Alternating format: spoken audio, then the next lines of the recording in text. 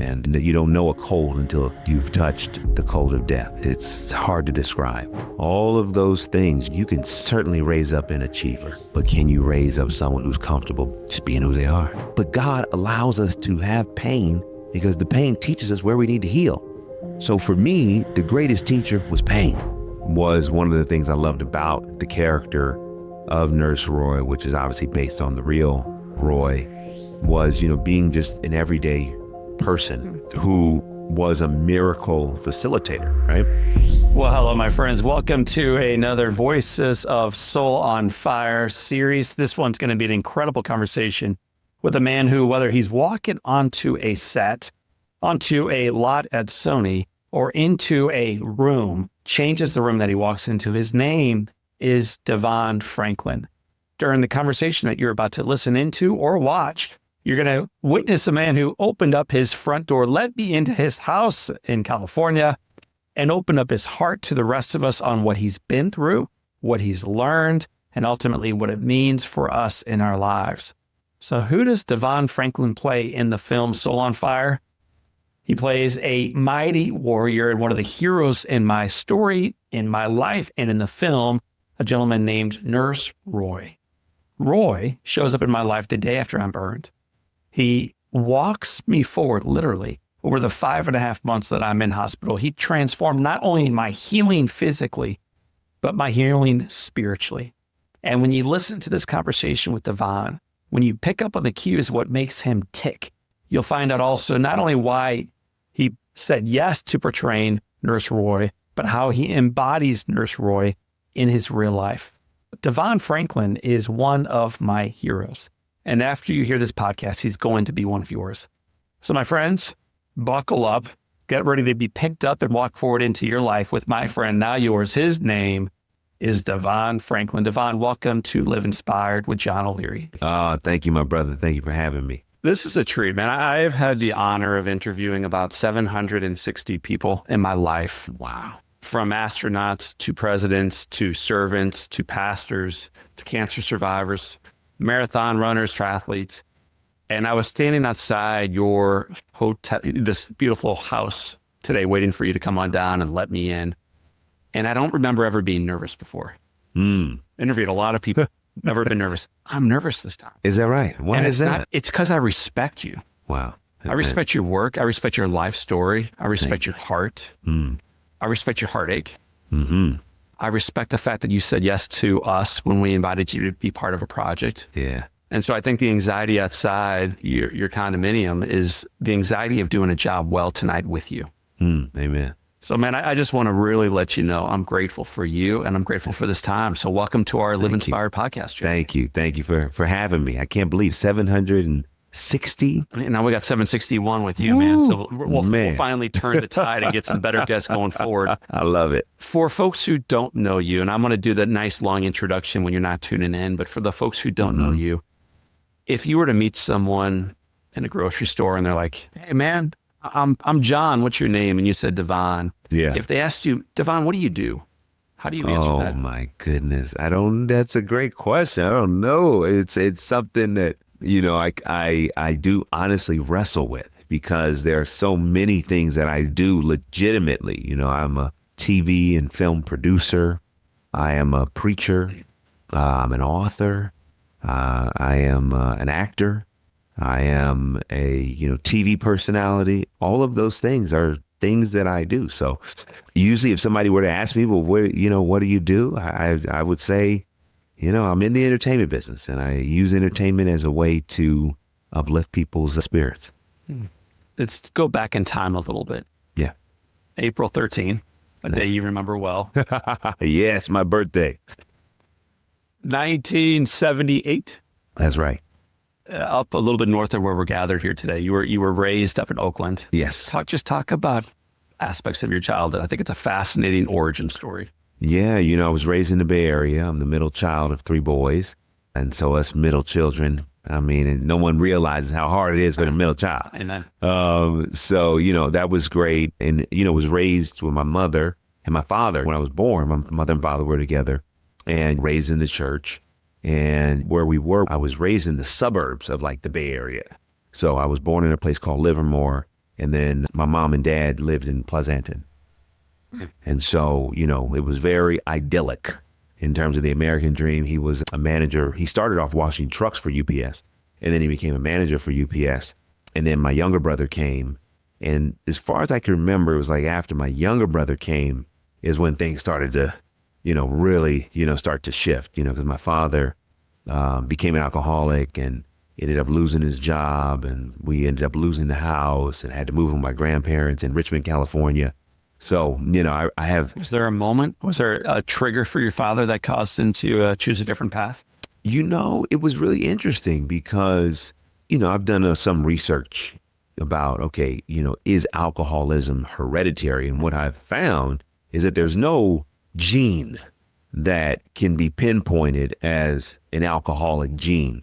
However, what has been deduced in research is that it's environmental on some level. Like if you grew up in the home of an alcoholic, you are, predisposed, or you have a higher potential for alcoholism. So my father grew up in the home with his mother and father, and his mother and father were alcoholics. And then one of his brothers, his younger brother, was an alcoholic. Mm. And so as he was working at UPS, they would go and do these things that they called liquid lunches, where during the lunch hour you would drink. And, he initially did it and just thought like, oh, yeah, it's no big deal. You know what I mean? Like it's just social, hanging out.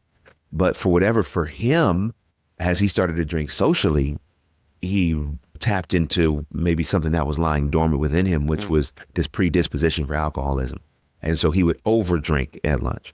Sometimes they would call my mother to come get him, to say, hey, Donald is, he's not fit to drive. Can you come get him? And she would come pick him up from work, and it's like picking him up from work. He got drunk at work. I mean, that's such a, you don't really hear that very often. So that's what happened, and why he, did that. I don't think that, from what my uncle and people have told me, like he wasn't aware that this was his predisposition. But then once it kind of hit, alcohol for him was like hard drugs for someone else. Right. That the more that he tried to stop, he couldn't help himself. What was he like at home? Most of the memories that I have of him, he was drunk. And I do have a few memories when he was sober, and he was great, a lot of fun, very loving, very kind, really loved hanging out with us, liked to joke a lot, liked to have fun. And then those memories of him being drunk, just depend. Some days he'd be very aggressive, kind of loud, a little belligerent. So yeah, most of my memories were that. But what was interesting is my mother never talked bad about him. Mm. She never said a negative word. While they were married, after they were married, or both? To this day. How about that? To this day. To this very moment. Why do you think that is? I think because she just, loved him and really saw the best in him and wanted us to see the best in him. And so she never to this day has said anything negative about him. You were 9 when your father passed away. That's right. Yeah. You've been, in both your books and also in interviews, very candid about losing your dad and how dramatic that was, not only to lose this father figure from your life, but the experience of actually being called into the morgue and kissing your father goodbye. Would you share this experience from the perspective of a kid going through it? Yeah. I mean, it was tough, man. I remember, I did a book that came out not too long ago called It Takes a Woman. Yes. And it was a book I did with Audible, and it's an audio only book. And I talk about our story, my family story. And I start the book, narrating my perspective of my father dying. And he had a heart condition from what we found out later. But for whatever reason, he didn't take it seriously, as sometimes men tend to do. So I remember he had a heart attack, and we were with him because he came to see my older brother deliver a Martin Luther King speech. And it was probably maybe 2 years before he died. And so he had a mild heart attack at that event. Went to the hospital. They checked him out. As far as we knew, he was going to be all right. And then we wouldn't see him all the time. So he resurfaced, and he was living in Oakland, working in a soul food restaurant and living in the back. And so we would go see him, and he had another heart attack. And so we went to the hospital to see him, and he was like, look, I'm going to get out of here. I really want to get my family back. I want to get back into church. And what I remember was that, and I think might have been the next day, we were going to go see him after school.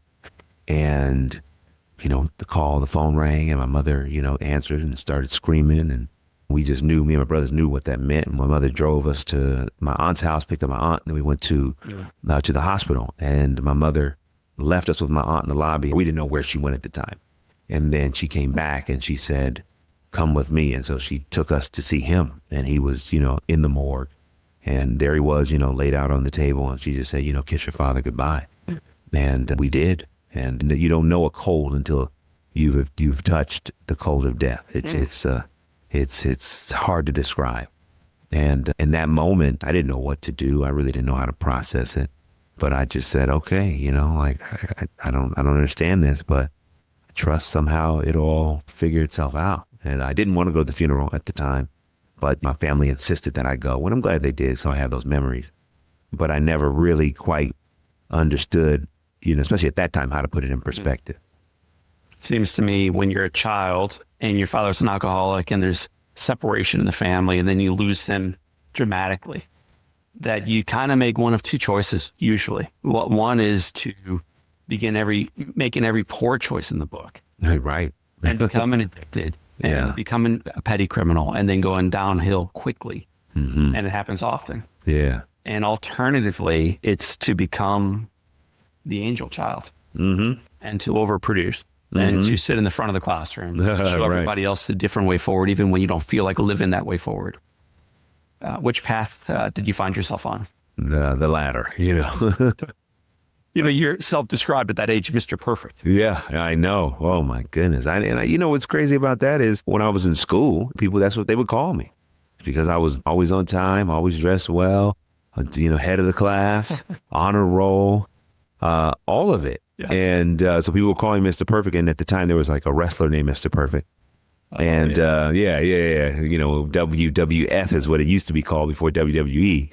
And he was in the WWF. And at the time, I thought that was like great. I was like, oh, cool. Yeah, Mr. Perfect. Cool. But I didn't realize until I got to become an adult that, that's not the best. Why not? Because a lot of our listeners are striving for that. And not only are they striving, they're rearing children. And they have them in every practice, every choir thing, every church service, every honor program, working on resumes, repracticing the ACT, on and on and on toward perfection. Yeah. So why is striving toward being Mr. Perfect not the right call? Because to all the things you just listed, all of those things, you can certainly raise up an achiever. But can you raise up someone who's comfortable being a beer? Just being who they are. That is the hardest and the most beautiful thing in life, when someone is comfortable being who they are. Because you can push a child to perfection and achievement, and certainly some children will rise to the occasion. And I'm not saying achievement is not important. I'm not saying that. But what I'm saying is that if I achieve, and I understand what that is, but I have no sense of self, those achievements will become addictive. I need to keep achieving in order to feel good about me, or in order to have my parents' approval, or in order to be looked at in a way that I can then say, oh, well, this person is saying I'm doing a good job, so that makes me feel good. But once the achievements stop, or once you miss the mark, if you don't have a sense of self, if you don't know how to be, then that will devastate you. And so I believe we have a culture that we're raising of a lot of achievers. That's fine. But are we raising people that know how just to be? Unfortunately, we got to keep recording, because I think we could end the podcast right there and say, people, I think we got enough. DeVon, go back to making dinner for your family. We're good to go. But I want to learn about what that Mr. Perfect looked like, what it led to, and ultimately when you learned what you just said to me. Yeah. Because that's it, man. That's it. It's one thing to say it. Yeah. But you had to learn it first. And it wasn't at age 9, 10, or 11. It took a little bit. So as you're striving on as a kid, what kind of stuff were you involved in? I was acting in school plays. What got you into acting in school plays? I actually have no idea. I don't remember. I just remember that we had a teacher in middle school. His name was Mr. Gamba. And he would take popular plays and kind of do spoofs of them. So instead of the Music Man, it was called like the Miserable Music Man. And so I was the lead of that play. And I don't know, I always had a good stage presence. I was always well-spoken, always had some charisma. And I just think when you're in middle school, it's like, oh, okay, you're good enough. Come on. And I did it and I enjoyed it. So I was doing that. I was playing basketball. I was on the honor roll, as I mentioned earlier. I was involved in church. The year that my father died, my great uncle, he and my great aunt started a church in Oakland called Wings of Love, Maranatha Ministries. And so I was very involved in church. I mean, you know, I was even the director of the youth choir. Did you ever push that away, or were you always all in on church? I was always all in on church. I always enjoyed it. Yeah. You know, we were at church all day and we would get there in the morning. Because, see, I was raised observing Sabbath. Yes. So Friday night sundown to Saturday night sundown is the day of worship. And I wouldn't, you know, go to school games and all that, and school dances and that kind of thing. So before you continue, how'd you feel about that as a kid? For the most part, I was cool with it. And then there were some times when it was like a big dance. I was like, Ma, let me go, you know, please. Or like a big game. Let me go, you know. So rarely she would let us do it, but sometimes she would. But overall, I enjoyed the Sabbath. You know, it was good. It was just, I didn't know anything else. It was like, oh, this is just the way life is. Sabbath morning, we would go to Sabbath school, which was like at 9:30. Then we would do church service at 11. Then we would go downstairs at like 2 to eat. And then we come back upstairs for the afternoon program at like 4. And then sometimes there would be a social later on the night. So we were at church all the time. So that was a big part of my upbringing or my experience when I was around that time of, you know, Mr. Perfect. At 15, I was rolling around in the dirt, watching baseball games and getting C's on my report card at age 15. You preached your first sermon. Yeah, I did. Come on, man. And from your own recollection, and I'm sure it's accurate, you did all right. Yeah, it went well. I did it was our second youth day at the church I grew up in, Wings of Love. For the first youth day, my older brother spoke. He didn't really preach. He kind of gave a little bit like a speech almost. And then because I was kind of the next in line and I was also pretty outspoken, they were like, okay, it's your turn. And to this day, I mean, one of the greatest motivational speakers to me is Les Brown. And he wrote a book at that time called Live Your Dreams. Yeah. And so I was looking at the Bible and I was looking at his book and pulling, you know, ideas from his book and the Bible, and then, you know, preached. It might have even been the title of his book, preached, and people were just like, oh, wow, that's amazing. You did great. You got to go into ministry. You got to go become a preacher. I said, no, I'm not. I'm going to movies. Who'd you model your style after? And most of the guests I mentioned, we've had more than a couple that I've interviewed, and I read their books and listen to some of the podcast interviews and some of the television programs or movies they've been in. In addition to all of that, which is a lot already for you, you have so many sermons, so many preaching topics online. Yeah. And I made the mistake of listening to one, which led to another, which led to another. Oh my goodness. And they just kept coming my way. You got an unusual style, so convicting, and so charismatic. Oh, thank you. Thank you. I mean, it comes from your heart, but man, you're rolling. Where does that originate? Who are you modeling that after? Yeah. Who are you trying to be more like? That's a good question. You know, me and my uncle, my great uncle, you know, the pastor of the church, he was a pretty dynamic speaker, very dynamic. And I loved, obviously, Martin Luther King as a speaker, Malcolm X as a speaker, Les Brown as a speaker. You know, all of these great orators were definitely influential for me. And my thing always, and I think it's just how I view life from that day to this in terms of preaching, is really trying to get to practical application. You know, because even with the first sermon, you know, live your dreams, I'm talking very practically about, okay, how do you apply what the word is saying towards your dreams? And so that's just something that has always been a part of my style or my approach. And then also, I believe from a place of being convicted, it's similar to acting. Like, if I don't believe it, if I don't believe what I'm doing or saying, nobody's going to. And sometimes people will get convicted because of your conviction as a speaker. For sure. You know, and I mean, you're a dynamic motivational speaker. If you get up there and you're not really sure about what you're saying, or you're not energetic about it. Well, why would someone want to be energetic about your message if you aren't? That's right. If your message doesn't excite you, it definitely not going to excite me. So me being excited and being convicted comes from me, one, knowing that's a part of how I convey and get someone else to connect to what I'm saying. Yes. But also, I try to find things that I'm really convicted about. So it's not a gimmick. It's just natural. You do a couple other things that are not unique to you, but package all up, I think, highly unique to you. Yeah. You put it all in one package. You make them laugh probably every 5 minutes. Just like that, dude. Right. I mean, it is like every 5 minutes we're laughing about something. And I think that is unusual for some sermons, some pastors. Yeah. You do it brilliantly. Thank you. You also have a turn to a neighbor and share. Not Yeah. like, hey, tell me the time in your life when you got burned, where God showed up for you and what you learned from that. Yeah. More like turn to your neighbor and say, God is with you. And then turn back and say, yes, he is. Yeah. I hear the whole church, whether it's 50 or tens of thousands, Yeah. follow your lead. Yeah. And it's cool, I think, to draw people in, not to your words, but to theirs. Yeah. Not Absolutely. to your story, but ultimately to Or theirs. yeah, because also it's like, and again, this because you speak in front of audiences all around the world. And when you're in front of an audience, when someone's sitting there, it's so easy for the mind to wander and so easy for people to check out.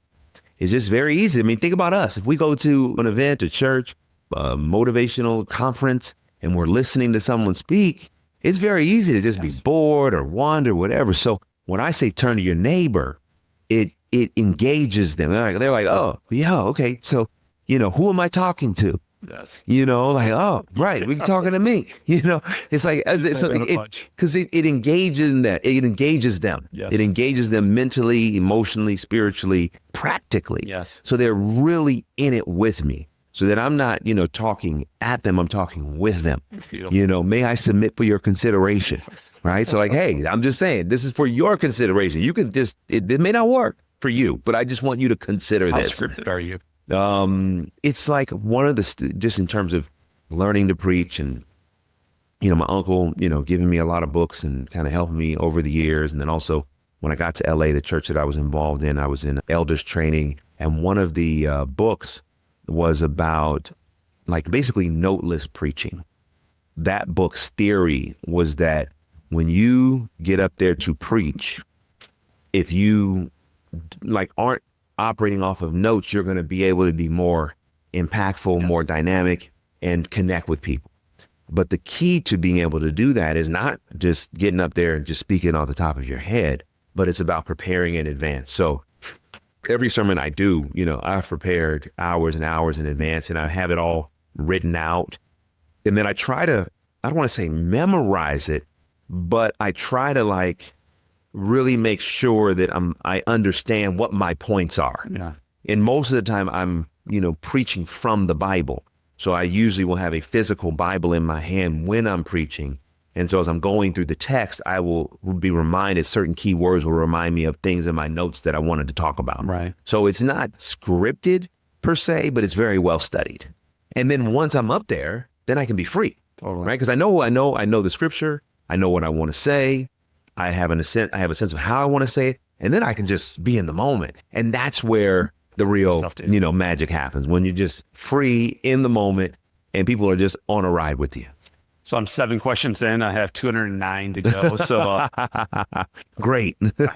first time I've ever seen DeVon frown was right there when he finds out he's stuck with O'Leary for the next 3 hours. But here we go, DeVon. Never that. Eventually, believe it or not, you graduate with honors from high school. Yeah. You go on to USC. Yeah. Why USC?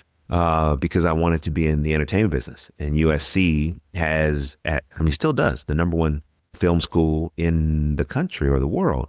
And I knew I needed to be in Los Angeles because this is where the entertainment business is pretty much housed.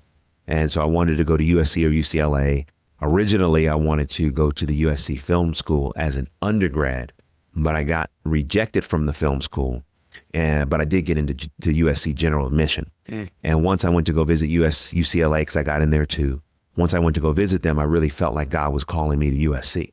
And so I went ahead and accepted admission at USC and decided to become a business major and a film minor, because business I was always just very interested in the entertainment business. So I said, all right, well, let me specialize in business. And that was great because that actually gave me time, because the film program, for the major, it's a very rigorous program.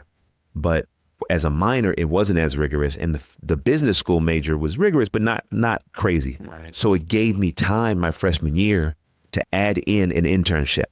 And I got this internship working for the company that managed Will Smith. And that was my foot in the door of entertainment. And every single opportunity I've had in entertainment comes directly from that opportunity. Awesome. Yeah. Why does an 18-year-old kid up in Oakland want to get into entertainment? I don't have a good answer for it, but as best I can understand that, my motivation at that time. I just remember movies like, Rocky and Back to the Future and The Color Purple, and just movies. There was, what was the other big movie? E.T., a lot of the Spielberg film, Jaws, all these great films. They just captivated my imagination. And I was like, wow, how does this happen? I was watching TV shows like Different World and other shows. And I just said, wow, I need to understand about the business of entertainment. I said, I love this. And also, I think there was definitely a correlation between, the death of my father, and my mother didn't have money for therapy. So going to church and watching entertainment became my therapy. And so I think there was something in the movies I was attracted to. I mean, even at a young age, I was really gravitated to the inspirational movies, the movies that were uplifting or had something positive to say. Because I felt like, for me, that's what I needed, right? As a kid, losing my father, feeling like people didn't know quite who I was or where I was. Yeah. I found myself in entertainment, found myself in movies. So that, I think, is probably what motivated me to ultimately pursue that as a career. Grandfather, great-grandfather, great uncle, you're inundated in the church world. Yeah. And sometimes some folks think church world and Hollywood world don't see eye to eye. So you're coming from this origin story of all these folks who are Bible believing leaders, and they have one vision for your life and you might have a different one. How did that work out? Well, initially, when I would tell people, especially in my church community or my church family, that I wanted to go to Hollywood, they were like, oh man, well, that's Sodom and Gomorrah, that's the devil's playground and all these things. And, why don't you go to ministry, or why don't, and I just said, look, I gotta go. I just believe that that's where I'm supposed to be. And you guys are just gonna have to pray for me, because I gotta go. I have to see. And I'm glad that at that age I was that convicted and not swayed by their, not everyone, but there were some that definitely didn't think it was a good idea. But I'm glad I wasn't swayed by that. I was very clear, like, no, this is what I need to do, and this is where I need to be. Not knowing that it was going to be successful. I didn't know it all, but I just knew that this is where I had to be. You're in USC, a very difficult school to begin with. Yeah. You have complicated classes, and you're an intern. Mm-hmm. And it's real work. What kind of stuff were you doing as an intern? Oh, man. First of all, I had a full class load, full units. I think it was 18 units at the time. And I was doing the internship, and I was also doing a work study job at the Hillel Jewish Center on campus. So, I was busy. And so in terms of the internship, it was getting coffee, picking up dry cleaning, picking up the lunch order. Did that feel beneath you? No, not at all. I was raised in the church, and me being raised in the church, and my uncle was very involved in the civil rights movement, and very much kind of a pull yourself up from your bootstraps kind of guy. And so he really instilled that in us. So at the church that we grew up in, every Sabbath, I was there, cleaning up and putting up chairs and putting up tables and all of it. I just was used to serving. So, when it came to the internship, it was about me thinking of trying to figure out, okay, well, what's the path to service here? Like, how do I serve? Oh, okay, this is the way I can serve. And then I figured, well, the service became seams. And what I mean by that is that, if you go get your shirt altered, you're wearing a blue button up. If you go get that altered, the way they're going to alter that is they're going to look at the seam and they're going to open the seam, because that's where change can happen. And so, so. You on this last week, and I'm not that impressed. I did. You're funny. So for me, I'm a young kid just trying to make a name for myself. And I'm like, how do I make a name? Right? Okay, service is the way that I can actually, find the seam and make change and find a way to insert myself. What did and that lead to, DeVon? well, that led to everything. I mean, it's like people started noticing, like, who's this kid, from USC. And also one of the things that was very important was they offered me the internship. But before I took it, I told them, I said, listen, I observe Sabbath. I said, so I don't work on Friday night and Saturday. So I said, if taking the internship would require me to work on the Sabbath, I won't take it. So I just said that up front, like, hey, I'm not going to do it. And they were like, no problem. We'll work around that. So people also were like, well, who's this kid with this faith and whatnot? So as I started to make a name for myself through the service, copying scripts, filing, faxing, all of these things, then I got more opportunities. So there was a guy, his name was Benny Medina. He was one of the owners of the company. He's still around now. He manages Jennifer Lopez. And at the time, he was managing P. Diddy and Mace. And so this was right after Notorious B.I.G. died. And so they were, on top of the world. And so I, as an intern, would drive Benny around, drive him to rehearsals, to studio, to award shows. So that was like, man, I was learning and I was so grateful. I was like, this is awesome. I know it sounds crazy. It's like, I was like literally his Uber when I was in the office, but I loved it because I learned. I could listen to him, make phone calls. I'd be out in the field with him, seeing how he was doing what he was doing. And I got a chance to get what I wanted, which was information and opportunity. And then not only did that happen, that also got me on the radar of Will Smith. And he and I, even at that time, started to kind of build a rapport. And he was very impressed with the work that I was doing. And I ended up leaving that company when Will started his own company in the junior year of my college career. He started a company called Overbrook Entertainment. I was Overbrook's first intern. From that day to this, Will and I have been really cool. He's like a mentor figure. He's like a big brother. Whenever I need advice, he's always there. I just was at the house a few weeks ago, and just, man, he's such a man of God. People don't know that about him. He's a man of God. I'm only kind of joking when I say I have hundreds of questions. I really do. And we won't get through all of them. One that I did not write down, but it's on my heart to ask is, have worked with and love Will Smith. Absolutely. And the world has a very convicted opinion of him right now. Yeah. And I would just like for you to tell our listeners and viewers, who's Will Smith? Yeah. He is one of the most amazing, generous, kind-hearted, intelligent, spiritual, talented, giving, magnanimous people I have ever met. He truly is an incredible individual, and he is consistently on a pursuit for excellence, for growth, for expansion, emotionally, spiritually, mentally. And this is going to sound crazy, but it's true. He, in terms of my relationship with God, in terms of being a better, loving Christian, Will Smith has had more of an impact on me, than any minister that I know. That's the type of man that he is. And also, when you're living your life in the public, we all have our moments, right? But most time, nobody sees them. Right? So when you're living in the public, one of the challenges is that when you have your moments, everybody sees it. But those moments are only there to underscore the truth of our humanity. Going back to perfection. None of us are going to be perfect. We're not. The diamond is more valuable the more flaws, because it's rare, it's unique, it's specific, it's different. And too often when we have our moments, we get down on ourselves. But this is what makes us human. This is, okay. I looked at that. Maybe I could have done that differently. And that's what I love about Will, is that he's always on a journey to become better. He's always on a journey to help those around him become better in every possible way that he can. And for me personally, having that kind of model, for not only professional development, but personal development as well, has really made a huge difference. Thank you.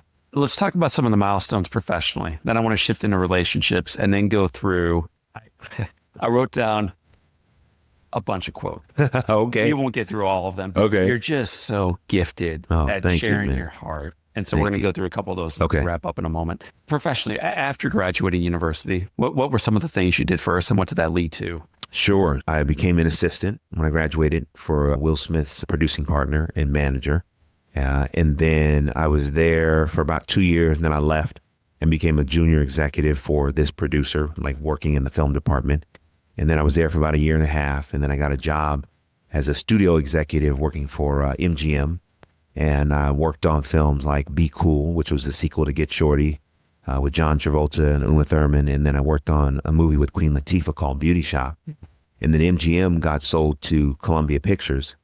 And I was able to make the transition to Columbia Pictures as an executive once the sale went through.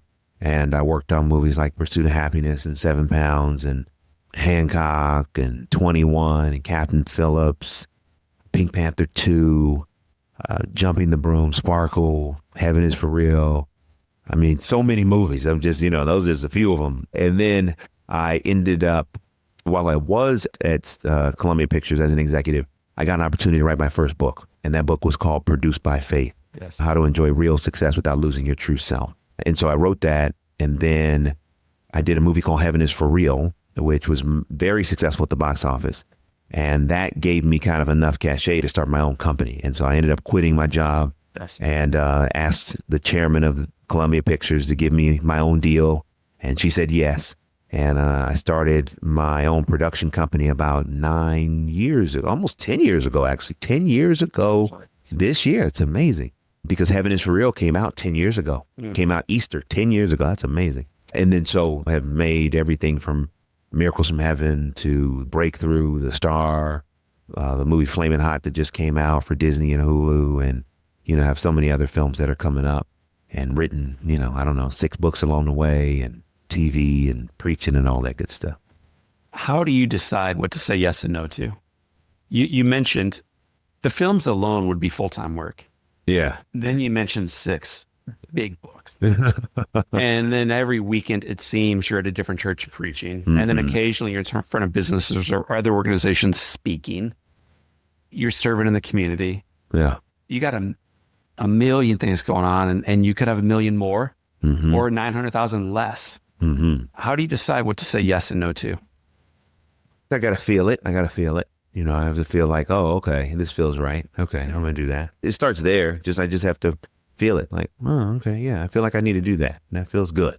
And then also, depending on what it is, it's like the feeling and the finances. It's like, oh, okay, all right, it feels good. And, what do the finances look like? And and if the two are in alignment, then I do it. There are some things that feel good, but I'm like, oh, the finances, I don't know. Or I might have to wait and, or the finances might be good, but the feeling's not there. So I'm like, ooh, I can't do that. But that's really how I do it. I just really, and also because everything I do is the same thing, just in different ways. Yeah. It's all, for the most part, about inspiration, information, motivation. Yes.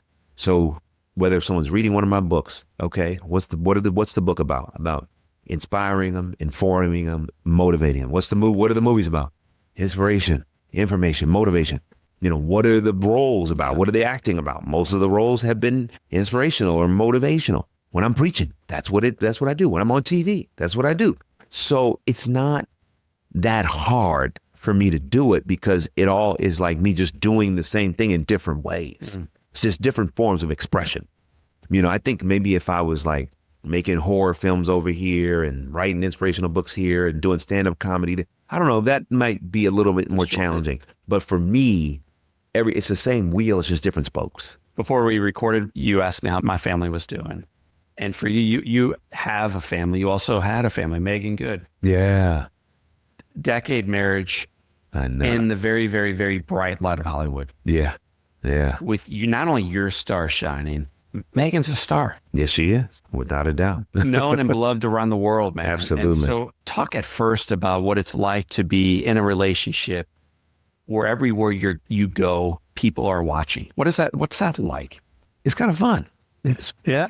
It's kind of, because let me put it this way. It's like when we were together, I was like, yes, Megan is famous. And by default, me being with her, certainly people came to know more about me because of my association and marriage to her. But it's not like we're at Jay-Z or Beyonce level of fame, right? So we could still go out and people would see us, but it wouldn't be like inundated or anything like that. Now, maybe if we were at the Beyonce, Jay-Z level, the answer may not have immediately said fun. But for me, it was fun, right? It was like, okay, cool. We go out, we have a good time. I was like, okay, yeah, people come over, want to take a picture. Great. It was all love. It was good energy. And sometimes if we didn't want to be bothered, we just wouldn't go out, right? Or we would choose where we went to. Yeah. But in general, I never felt any negativity about having a public marriage. It just felt like it came with the territory. You wrote a book. I know. It struck me in almost any interview when you have a book out, people are interviewing you to celebrate the book you wrote. Yeah. And I felt in doing the recon for this interview, many of the interviews where you two were together, it seems like people were interviewing you almost to get you.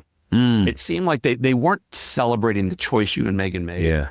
It seemed like they were trying to poke holes in it. Yeah. I don't know if you agree with that. Yeah, no, there were definitely some interviews that I remember that were like that. So no, I think your assessment is accurate. Talk about that. Talk about what was the book about? What were you hoping that readers might receive when they read it? Sure. The book is called The Wait, and it was really about the power of delayed gratification.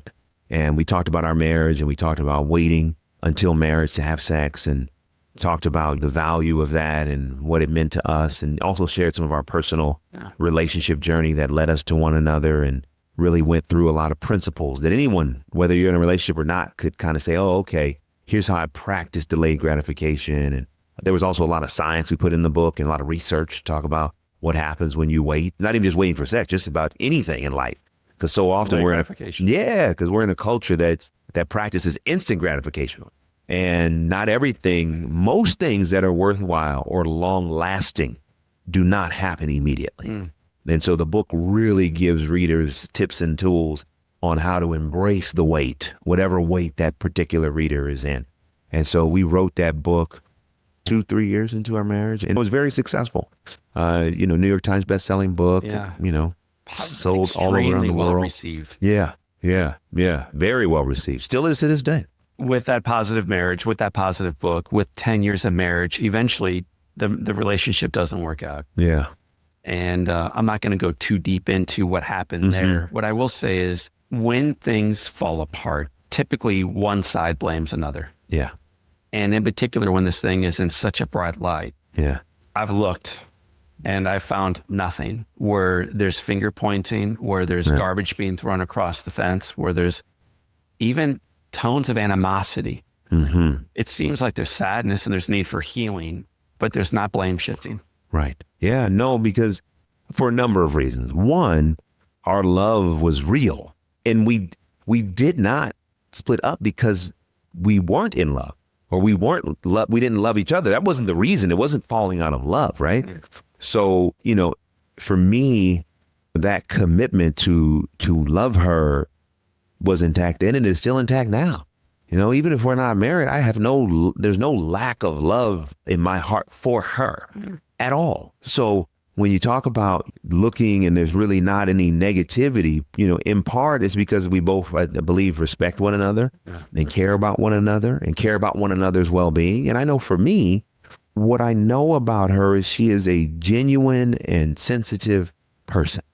So as a man, no matter what I feel about the reasons that led up to us splitting, as a man, I can't find in my heart any justification to say something that would cause harm to a woman that I have spent 10 years of my life with, that I deeply love. Like, I can't find any justification, no matter how I may feel about certain things that happen in our marriage. This is a sensitive, genuine woman of God.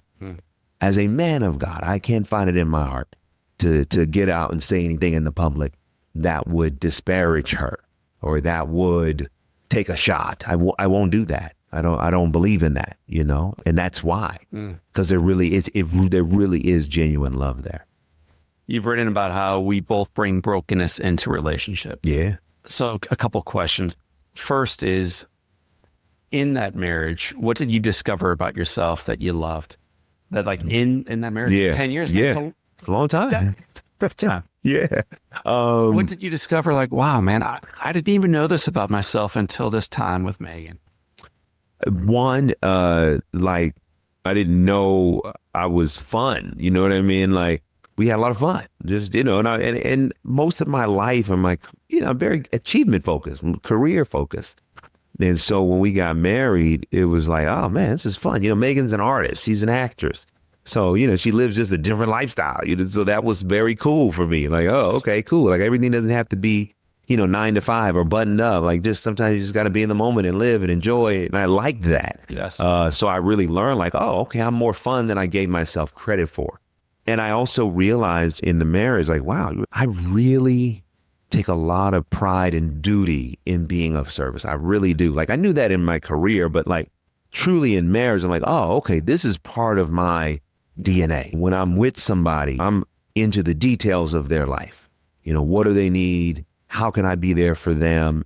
Not at the expense of myself per se, but just being attentive, yes. Right? Like I'm like, what matters to you matters to me. Mm. And so that was also, something that I really took out in a positive way. Like, oh wow, yeah, I really love being of service. And then sometimes when we are in a relationship, we realize also what we don't love about ourselves. Yeah. Yeah. Sometimes it's really only when we step in, when we're in the same car with someone all the time. Yeah. Whatever that looks like.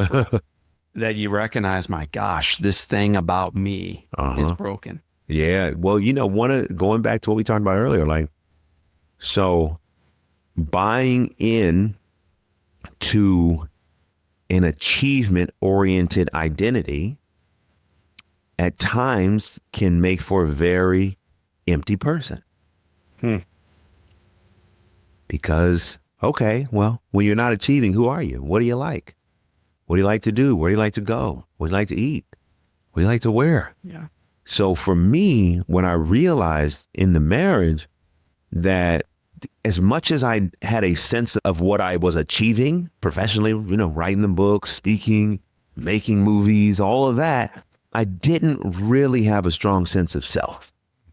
So then, in the absence of having a strong sense of self, then for marriage to work, in my opinion, in my experience, both people need to have a strong sense of identity, and they bring that to one another, and then 1 + 1 = 1. So if both have a strong sense of self and a strong identity, and they bring that together, then the union can have a strong identity because that's what both are bringing.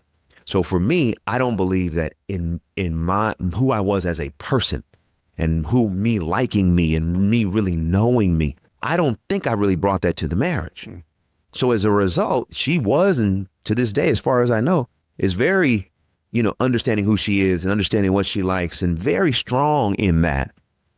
And so in some ways, for me, that was great. But then what happened was I would gravitate to her strength and not cultivate my own. And the problem comes that in a marriage, in a healthy marriage, especially as a man, I don't believe any man in a marriage or otherwise has a position to dominate a woman in any way. I think in marriage, in my experience, a woman though also, it doesn't want to be dominated, but likes being led, would like to be led. And part of that leadership comes from strength. So if I don't have a sense of self, then my leadership is not going to be as strong. And then I'm going to defer. And in some instances, yeah, that's fine. But who are you? So for me, long answer to your question, for me, I realized in many areas, yes, I was very strong with the achievement. And yes, I was great at serving and being attentive. But I was very weak in certain areas of knowing myself, knowing what I was about, knowing what I wanted, and then bringing that leadership to the marriage. And I think that was really one of the cracks in the foundation, that me as a man, I was not really strong in my sense of self. And then part of what that is like, when you or I are not strong in ourself, especially in a relationship, what happens is we end up acquiescing. We actually like certain things we may not like, or certain things that we want to see different. We sometimes don't express because it's like, well, no, I don't want to rock the boat, or I'm just going to go with the flow, or I don't want my partner to be upset and all that. But what happens is that if I'm not true to me, even in the context of a marriage, even if it causes an argument, if I'm not expressing my truth, that marriage is not going to be very truthful. And as a result, it'll be much weaker. So I learned from me, like, oh, DeVon, you have been an achiever all your life. Mm-hmm. But then going back to what I said earlier, once the, divorce happened and the marriage didn't work, that was for me the result of what I characterize as a faulty belief system. Because I just believed that, like, oh, if I can, I can fix anything, I can fix anyone, I can achieve my way through this. No, I couldn't. You can't. No. So then I had to then stop for a moment and assess. I had to look. Instead of pointing the finger, I had to look in the mirror. What was my role? What are the things that I could have done differently? What did I learn from here? From this? What did I learn from her? How do I apply that? How do I heal from it? How do I learn from it? And one of the greatest gifts, as painful as it has been, and when I say it's painful, it has been painful. That's the part about being in the public that is very painful. It's fun when everything's going great. Yeah. But when it's not, and everywhere you go, everybody knows, oh, you're the guy. Y'all didn't work out. Why? And you wrote a book and all this kind of stuff. So for me, the greatest gift to come out of it was the process of learning who I am, what I'm about. And not just that, being okay with advocating for myself in certain ways. Like, you have a team, you know what I mean? That helps you do what you do. For me, what I noticed was because I really didn't have a strong sense of self, even though I had strong achievements, what would happen, even with my team, I wouldn't speak up. I wouldn't hold them accountable. I wouldn't express what I needed. And then, say, hey, if it's not being done, like, because I was so concerned, like, oh, I'm afraid of their feelings and I don't want them to be upset and all this kind of stuff. So if it's anywhere, it's everywhere, right? If it's anywhere, it's everywhere. If you or I have cancer, we don't just have cancer in our arm, we got cancer. And if there's an area that we're not standing up for ourselves, then that's going to affect everything that we do. And so, long answer to your question, but that's one of the greatest things that I learned, that I didn't like about myself, but then that became a thing to learn to like about myself. You know what I mean? Like, oh, okay, DeVon, this is who you are. This is what you like. This is the type of life that you want. This is this is what the contributions you want to make. And then also just learning to be comfortable just being me. Like, that is still, I haven't perfected it. Again, it's not that I dislike who I am. It's not that, but so much of me liking who I am has been directly connected to what I'm doing, not who I'm being. So I've really been working on just the being, like, hey, no matter where I am, no matter what I do, I'm DeVon. That's so good, man. I mean, the agony a child felt when he was 9 turned him to performing. Absolutely. And the agony a man experienced when he lost his first love, his marriage, a decade of being in the same bed with a woman he was wild about, turned into letting go, surrendering, and starting to try to fall in love with himself. Yeah. Like that's deep. That's deep. I hadn't even thought about it like that, but yeah, that's true. Who guided you toward recognizing I can't earn my way? I can't love my way into some other relationship. I can't get a next part to heal this thing. I've just got to take some time off and figure out really who I am and whose I am and how to fall in love with me again. Man, now listen, pain is the greatest teacher, period. And so the pain of it not working the way that I intended it for it to work and the way I wanted it to work, that pain, I had a choice. Either I numb it or I listen to it. And sometimes I think a lot of people end up numbing it. For sure. Whether it's through watching TV, scrolling on social media, overeating, drinking. Most people are addicted. It could even be going to church. I love going to church. I go to church all the time, but sometimes people go to church because they don't want to feel. They don't want to feel. But God allows us to have pain because the pain teaches us where we need to heal. So for me, the greatest teacher was pain, the pain that I was feeling. It was like, yo, I can't get up and preach right now. I can't go out there and talk about anything. I can't do it. I can't post on social media like I'm fine, because I'm not. At that time when the divorce happened, I'm like, I'm not fine. So I have to listen to what this pain is telling me. And that, took the form of therapy, life coaching, a lot of reading, a lot of journaling, a lot of prayer, a lot of thinking. I probably lived in a hotel for a year after the divorce and spent a lot of time just contemplating, and just processing and sifting and sorting through all of it and trying to better understand. Because again, like, it's a peculiar experience and a very unique experience to have written a book and traveled the world on some level promoting the book. But and again, I love the book. I think if I were to do it again, I would have waited to maybe year 10 to do the book. And here's why. Because we were showing people a recipe for a dish that hadn't come out of the oven yet. We were showing people like, hey, here's how you get, like, this is the recipe. Here's how you get to put it, but it's not fully baked yet. We don't actually know what we have. So, at the very start of our marriage, we're out here promoting this idea and sharing our story, which in and of itself wasn't a bad thing. And it's helped a lot of people. Sure. But in terms of our inner dynamic, a couple years in, you're still learning each other.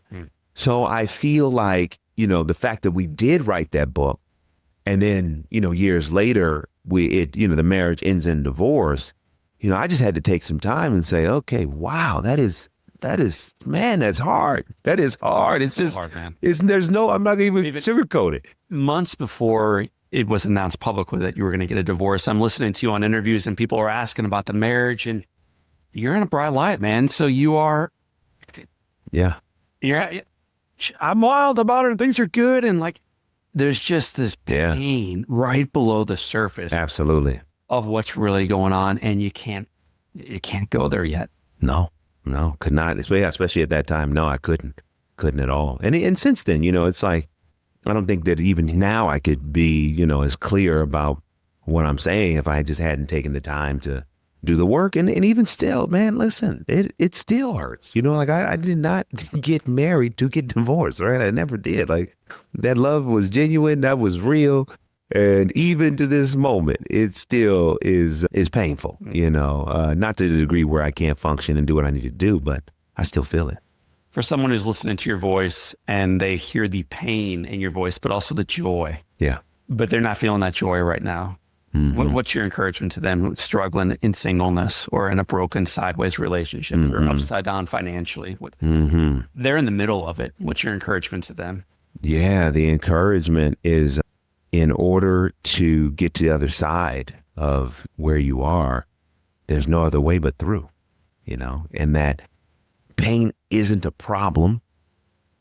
Pain points to the problem. Tell me what the difference. So here's the difference. Sometimes as we talked about earlier, we feel pain. So anyone listening right now, you mentioned it may be in one of those scenarios you're talking about. So you feel the pain of, your financial situation. Well, that's not the problem. That pain is pointing to the problem. Okay, what's the problem? Okay, well, maybe we've been living beyond our means, or maybe we didn't budget correctly, or maybe we need to generate some more revenue. Like, it points to the problem. So if the pain points to the problem, it also points to the solution. And sometimes we're looking at the pain as the problem, right? I'm just trying to get rid of the pain. Okay, I'm not asking you to be a masochist, okay? But what is the pain trying to point you to?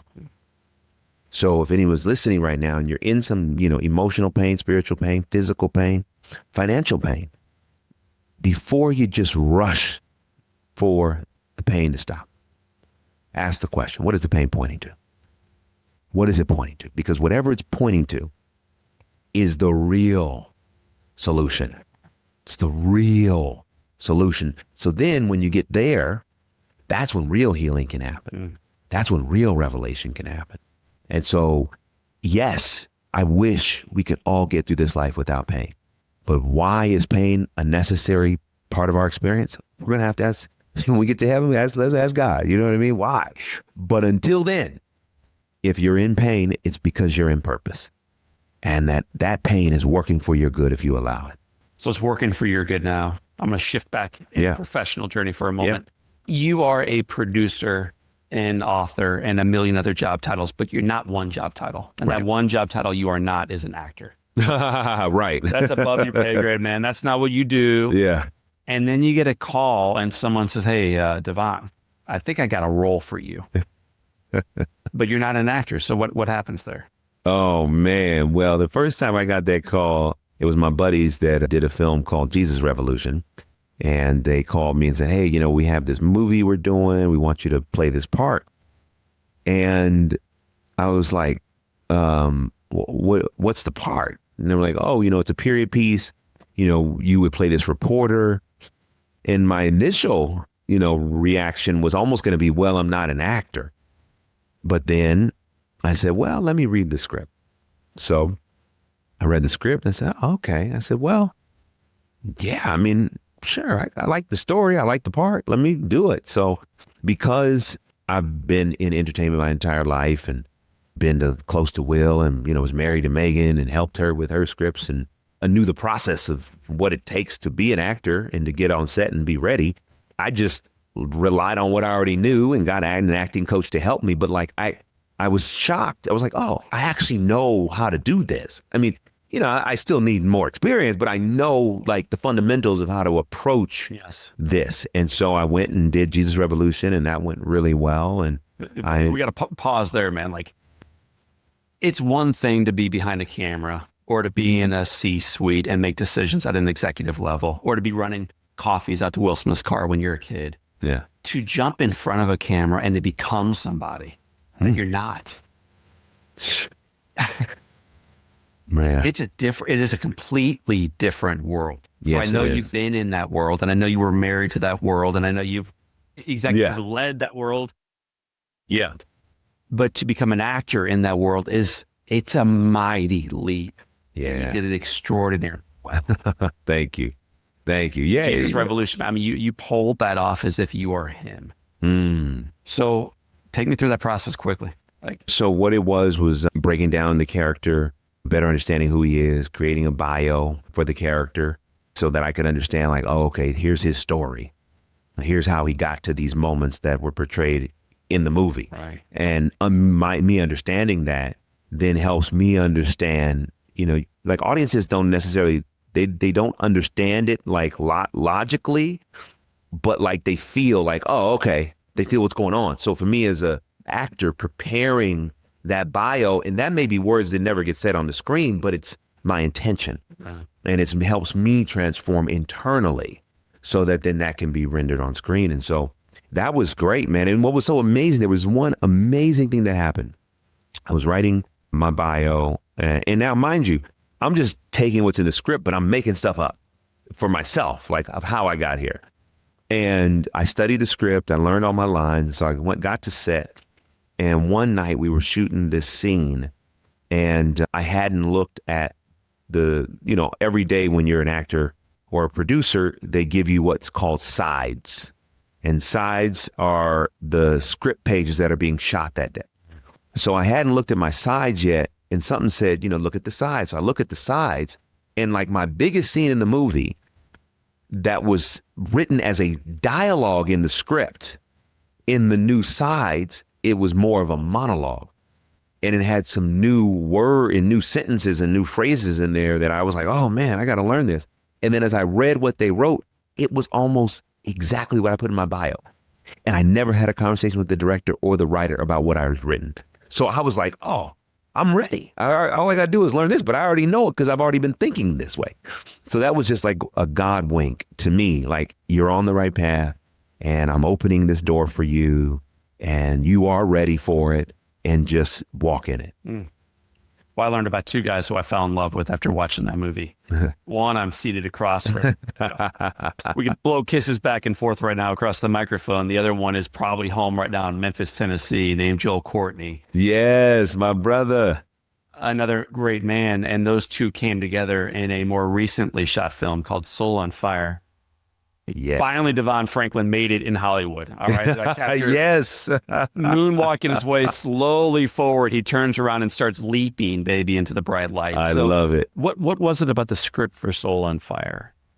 A man who has read hundreds of scripts, participated in many, many, many dozens as a producer, and you've been pitched a bunch of projects. Oh, yeah. Why Soul on Fire? The first thing about On Fire was I was sent 2 videos. I was sent one, the video of the reunion of you and Nurse Roy, that Alabama Power had put on. So I was sent that video, and I watched that, and I was like, oh man, I'm feeling something. This is kind of emotional. I was like, okay, this is good. And then you so graciously did a personalized video. And so I watched your video, and I didn't know of you. And I was really just humbled and moved by your video. And so I was like, okay, well, yeah, I definitely want to read the script. So then I read the script. And what I liked about it was, it's like, wow, to have experienced that as a kid. How do you go on and have a life? And that just the complexity of that is what kept me reading. Like, how's this all going to turn out? And how do you deal with this? And then also, I loved how the story didn't just focus on like a miraculous healing or recovery, but also dealt with the psychology of recovery. Amen. And in a real way. And, you've told your story, many times for your audience, but so they know it. But like the idea of like not really, even though you survived it, not feeling good yourself, in that process. I love that the script explored that. And then I went to your book and I started reading the On Fire book. And I was like, oh man, yeah, I got to do this. So I hit, Sean, the director, back, and I just said, man, I'd love to be a part of this. And this is also what I do. I do inspirational films for a living. So, it really wasn't that hard. I was just like, oh yeah, I want to be a part of this and help tell this story. You told through your acting the story in the life of a man named Roy.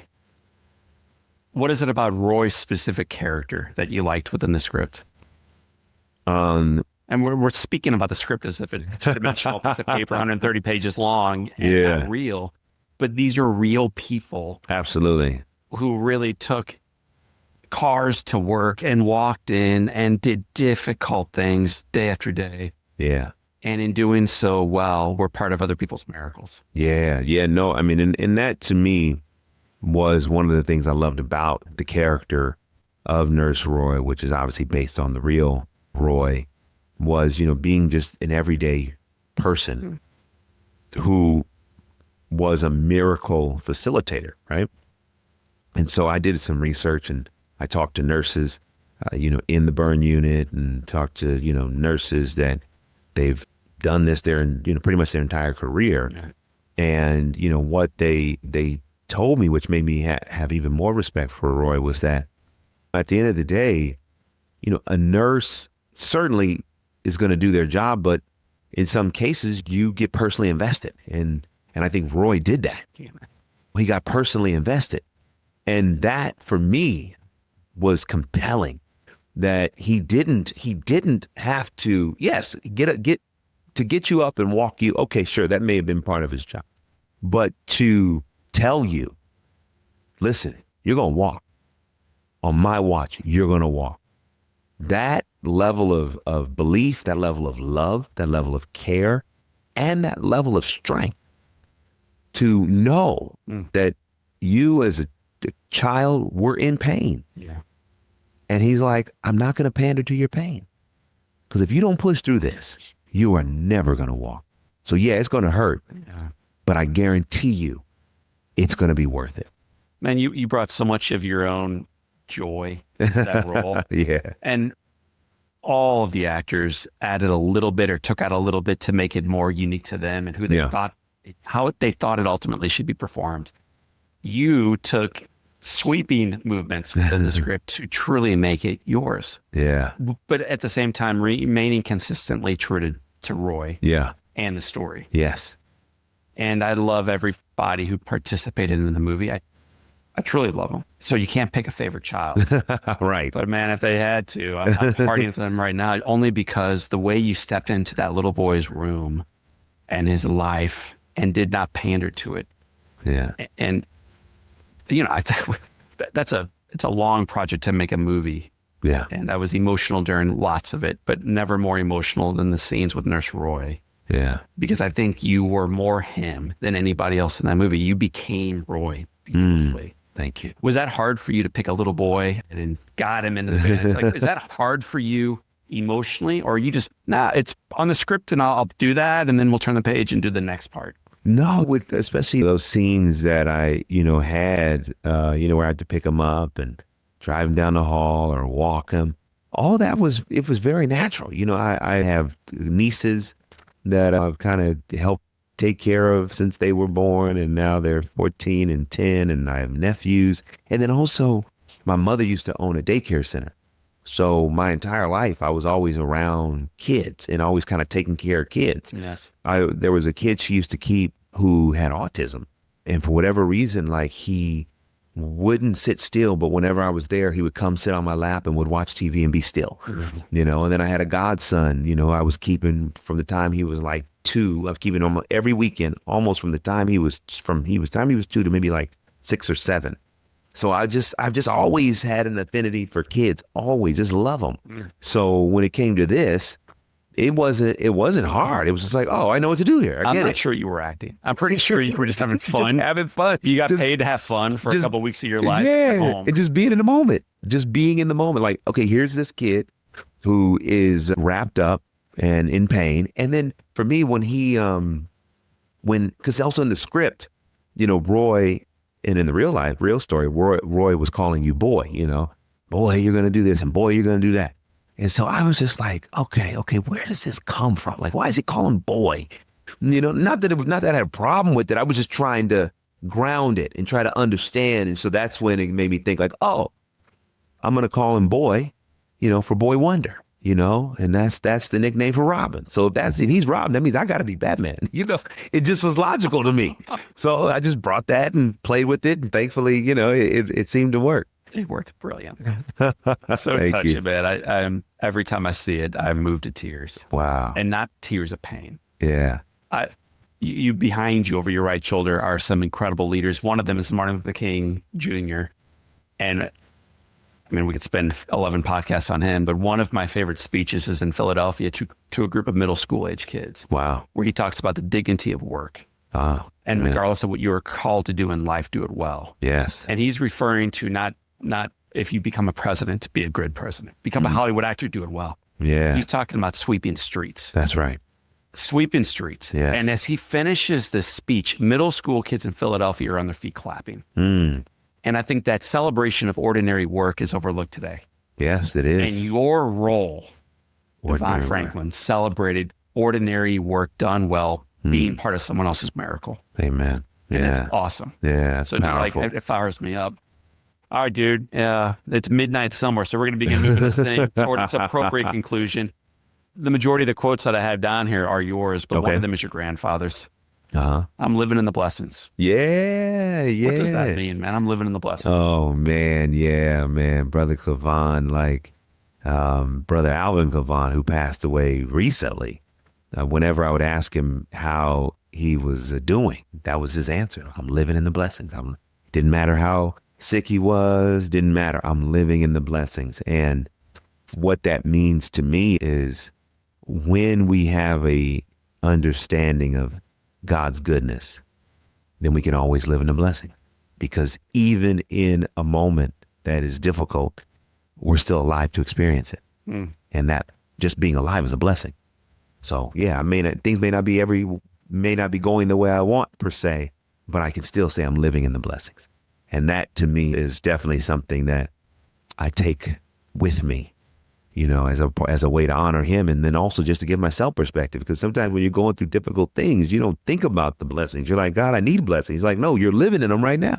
So that's a statement and a saying that always, brought me joy when he would say it, and certainly something I'm aspiring to live by today. Anything we suppress, we empower. Yes. Yes. It's very much in line with what we've been talking about. So I'm going to get that on my right arm. Actually, probably earlier in LA tonight. I mean, it's so mighty, but tell me and our listeners what that means. yeah, anything we suppress, we empower. So going back to what we talked about, like that pain. So let's say there's a feeling that we need to do something, or there's something that we just keep feeling like, oh, I'm either angry or I'm frustrated, but I'm not supposed to be angry. I'm not supposed to be frustrated. So I suppress that emotion. I suppress it. I'm not going to acknowledge it. I'm going to act like it's not there. I'm going to be in denial. Well, that feeling, whatever we resist, persists. So that feeling, just because we try not to acknowledge it, doesn't mean that it goes away. It doesn't. It means that it actually becomes stronger. So then why do we fly off the handle when someone just said something to us? Why is it that we all of a sudden are very angry, or all of a sudden we're just like unhappy and we can't even explain it? Because that feeling has been empowered. It's grown. And so that's why I said earlier, hey, don't suppress it. Acknowledge it. Even if you don't like what you have to acknowledge, there's power in that, so that you can alleviate the power from that the suppression will create. And so for me, I had to start saying, okay, going back to what we're talking about, like, hey, I don't want to acknowledge the pain of my divorce. I don't want to acknowledge my heartbreak. I don't want to. Okay, but I need to. Because if I don't, and I suppress it and just say, hey, I'm good, I'm fine, it's going to come out. And whenever it comes out, it's going to come out more aggressively, and it's going to be more detrimental, and it's going to be more destructive than if I would just take the time and acknowledge how I'm feeling. A lot of times we don't acknowledge it because we don't know what to do with it. Let the how be its own process. The first part of the process is acknowledging it and not suppressing it. How well are you preparing for what you're praying for? Yes, I love that, man. Yeah, that's love your own I love that. That's good, man. I can. That's a good one. There's the scripture that says faith without works is dead. So if I look at it in the context of praying and preparing, so it's like, okay, so if I have faith over something, but then my works, my actions don't support my faith, then I really don't have faith in it. So if I'm praying and I'm not preparing to receive what I'm praying for, then I really don't believe that it's coming. So that's what it's about. It's about the preparation process, because that preparation is an act of faith. Because I'm preparing for something that does not physically exist yet, but I'm believing it's on the way. It's probably a made up story, but I've heard another pastor share the story of when there was a drought in Kansas and everybody came up to church to pray for rain, but only one little kid brought an umbrella. And it's this idea of expecting it, man. Yeah. Believing to such a degree where you expect it. That's right. That's right. Absolutely. And it's another way of living, but I find it to be a very powerful one. A very, very powerful one. And what I mean by that is, so often we wait for a manifestation. We wait till we see it to believe it. But it actually is supposed to go the other way. I'm supposed to believe it and then I'll see it.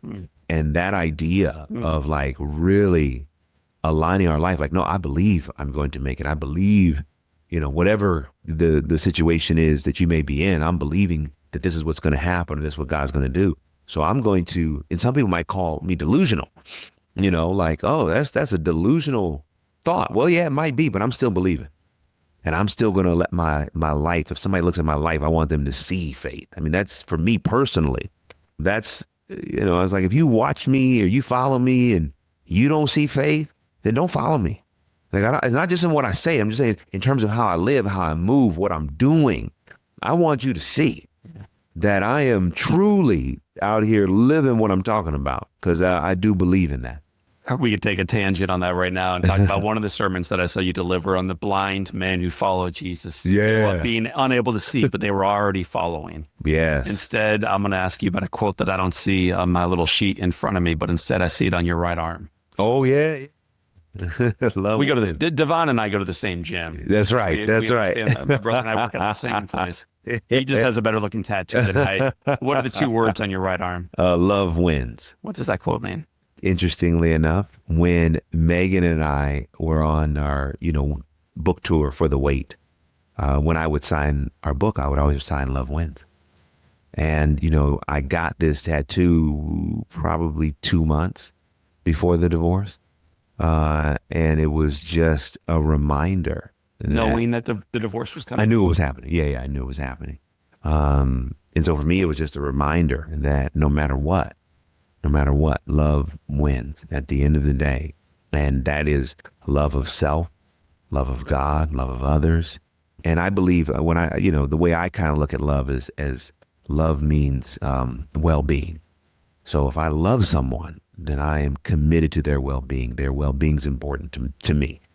So for me, when I think about love winning, it's like at the end of the day, that is the only way to navigate the challenges of life. And if anything, spiritually, the enemy does not want us to love. Right? You go back to Martin Luther King. It's like, man, you talked about love being the most powerful force in the universe. And it's true. God is love. So for me, writing this on my arm, even in a moment when love was seemingly not working, I wanted to be reminded that even in the face of divorce, that love is still going to win. DeVon Franklin, we have 7 questions that tether all of our mighty guests together. Okay. They're called the Live Inspired 7. So let's roll, man. As love wins and guides us forward, what's been the most impactful book you've ever read? Ooh.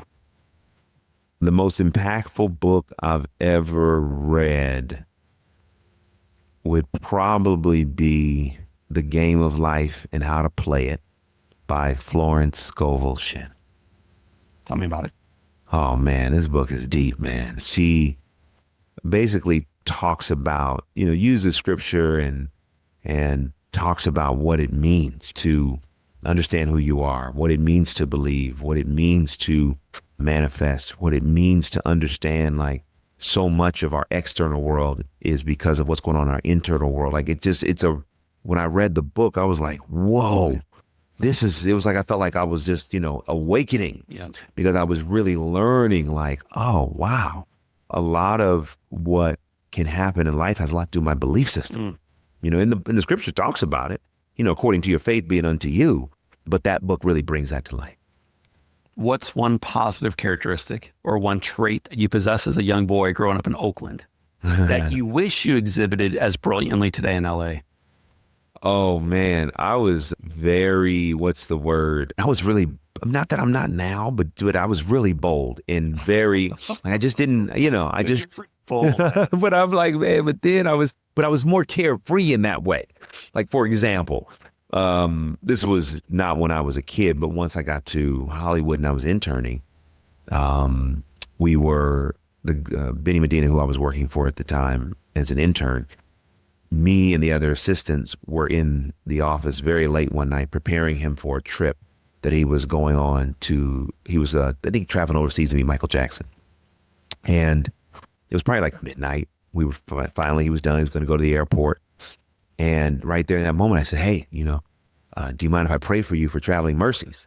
And he was like, what? I was like, do you mind if I pray for you for traveling mercies? Like, okay. So we all got in a prayer circle. I said, okay, everybody hold hand, did it. And so, I say, wow, I was just bold, and now I probably may be like, well, let me think about that. And how's that going to come across and that kind of thing. So just being bold and carefree is something that I was. And I may, even after even you asking me this question, I might have to really get back to that. We do. If your beautiful condo where you and I are recording this catches fire, and all living things are out, and you have an opportunity of coming back in here and grabbing one item, one physical thing, what would you grab onto and run back outside with? My phone. That's probably, truthfully, like, that's probably the only thing that I would be needing. Because also, again, we're just having an honest conversation. Like, everything in here is predominantly new because most of my personal things are still in storage from when Megan and I moved out. So, Let's talk about that then. So the storage unit catches fire. Oh my goodness. And all living things are out. And you have an opportunity of running in there. Because you're right, this condo is so clean and pristine that I don't know what has intrinsic value. So in that storage unit, man, it just caught. Grab onto one thing. What's the one thing you would grab? With some intrinsic value, what would I grab? Probably, I think I still have it. There was a handkerchief that my uncle used to baptize me. Yeah. And I've had that, No offense to your first answer. I just like the second when someone man. Yeah. Let the phone burn. Yeah. I'll pick you up. We'll go to AT&T. But let's get the handkerchief. Let's get the handkerchief. Yeah, man. I'm emotional thinking about it. Wow. If you are having an opportunity of hanging out on a bench on a gorgeous day and having a long conversation with anybody, living or deceased, who would you like to be seated next to you? Oh, man, Muhammad Ali. I would love that. It's like, again, going back to boldness. I just watch his videos and he was just so bold and so larger than life, but so grounded at the same time and entirely charismatic. I'd love to talk to him. That to me would be the conversation. And obviously, I would say probably even before that, Jesus, let's sit down on this bench. It's good for a little bit. We got to make room. Right. We both of them, you know what I mean? So, yeah. What's the best advice Jesus, Ali, your parents, Will Smith, anybody else ever gave you? So the best advice DeVon Franklin ever received is? That's a good question. I've gotten so much good advice. And one of the statements that comes up is my Aunt Donna, who was kind of like a second mom to me. She would always say, never burn a bridge because you never know when you have to cross it. Again. That's in your book. Yeah, and I really have lived by that. And it has been so true. It's been so true. Like there were situations and circumstances that I could have justifiably at that time burned, and I didn't. And who knew years later that would be a bridge I'd have to cross. And the bridge was still intact because I didn't destroy it. And that also is like a corollary to the other part of it, which is how you start out is how you're gonna end up. And here's what my interpretation was just like, people don't remember a good start. They only remember how it ended, period. And so if you burn a bridge, the last impression that someone's going to have, they're not going to think about how great it was started. They're going to think about how it ended. And their perception of you is not going to be about the start. It's going to be about the ending. So if you started well, you got to end well. What advice would you give yourself at age 20? So go back to that junior at USC. What wisdom would you offer? Man, listen. You're going to be fine. You better have some fun. You better have fun. You know what I mean? Like, you just listen. Look at your boy, John O'Leary. Look how he handled college, man. Go have some fun, okay? He's all right.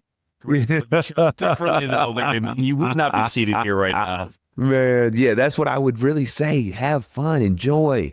Because at 20 years old, I was focused. And there's nothing wrong. You can still be focused and have fun. But I think I didn't really give enough space for me to just be and to just live and learn and explore and enjoy. So that's what I would say. I would say relax, have fun. It's all going to be fine. We almost made it. Question number 7. It has been said, DeVon Franklin, that all great people can have their lives summed up in one sentence. How would you like yours to read? Who said that? And John F. Kennedy's the one that heard those words during the Cuban Missile Crisis. And I forget who it was, whether it was RFK or someone else. But they said, Mr. President, all lives can be summed up in one sentence. This is your moment. Define it. Man, that one sentence for me would be faith works.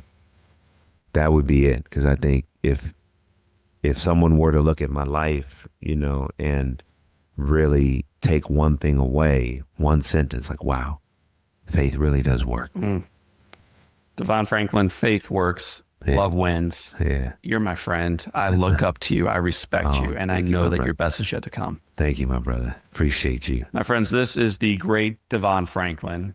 He is a phenomenal producer, author, speaker, pastor, brother, friend, actor. I didn't use that one yet. And I feel supremely fortunate to call you my friend. So, Thank you. DeVon, Likewise, for my making brother. time. Thanks so my for having friends me. tuning in, what a story for this time. And until next time, Yeah. faith works, love wins, and the best is yet to come. Amen. My friends, I told you on the front side of the conversation, you were going to love the conversation with Nurse Roy, aka DeVon Franklin. He is a phenomenal producer. He's an incredible human being, and he does a simply outstanding job of bringing my hero, this nurse named Roy, to life on the big screen. Speaking to life on the big screen, do you know that you can get your tickets to the big screen showing theaters around the country and beyond by visiting me online at soulonfiremovie.com. That's right. You can get yours right now. The film comes out live October 10th in theaters around the country and beyond. Go to soulonfiremovie.com. Find out where it's playing in your area. Make sure you secure your seats right now. And if you want to be inspired, not only for yourself, but for those that you hang out with, that you raise, that you live with, that you work out with, that you work next to, that you worship with, what better opportunity than right now to grab a seat or 2 or 10 or 50 to come into the theater as you are and leave, my friends, an hour and 42 minutes later, transformed for good. Go to the website right now, get your tickets. It's soulonfiremovie.com.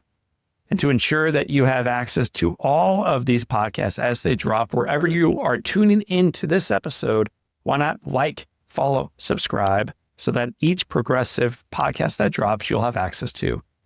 My friends, I want to thank you for being part of our Live Inspired podcast movement. I want to thank you for joining us during this conversation. And I want to remind you that the foundation is firm, that God is still God, and that the best is yet to come. So for this time and until next time, my name is John O'Leary. Today is your day. What a gift. Live with your soul on fire.